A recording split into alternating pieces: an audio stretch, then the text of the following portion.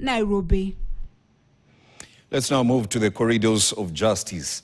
A three-judge bench will deliver its verdict in petitions challenging the constitutionality and legality of the removal of former Deputy President Rigathi Gachagua from office on 8th June after the hearing came to a close. The parties in this matter concluded their submissions where the petitioner's lawyers raised grounds challenging the impeachment process, arguing, among other issues, that he was never accorded a fair hearing and that there was inadequate public participation before his removal from office. Our senior reporter Daniel Kariuki has more. Former Deputy President Rigathi Gachagua lawyers made their final submissions in rebuttal on Friday in a case challenging the removal of Gachagua from office by the National Assembly and the Senate.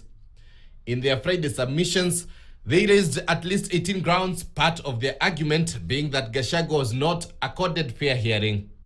Because of his veracity in answering questions, his demeanor, his body language, when answering questions in cross-examination would have been an important attribute of that right to a fair trial. Lawyers representing Gachagua told the court that the process was fundamentally flawed and unconstitutional because it lacked adequate public participation. The vacancy that was created, unlawfully created, did not belong to the president. It did not belong to parliament. It concerns the people of Kenya. And what I'm asking the court is to do something which is simple. Protect the Constitution. For when you protect the Constitution, you protect the Republic. And when you protect the Republic, you protect the people. But the issue of constitutionality and legality was emphasized by Gachagua's lawyers, who argued should the court rule against Gachagua, then a controversial precedent will be set that might have ripple implications in future. Further, my lords, Gachagua's legal team repeatedly challenging the proceedings, arguing that the parliamentary timeline was too rushed. If the first petitioners, this petition succeed, still commits that he doesn't want the job. This court cannot cause a constitutional crisis by upholding the constitutions of Kenya.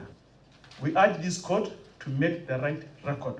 We pray for orders as prayed in our petition, including a declaration that the impeachment of the first petitioner was unconstitutional and an order that he be compensated as prayed. We'll then retire and prepare a judgment to bring these proceedings to a close.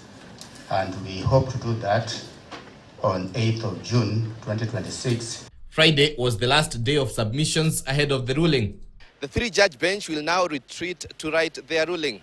The ruling, to be delivered on 8th June, will determine the political future of the former Deputy President Rigathi Gachagua ahead of the much-anticipated 2027 polls.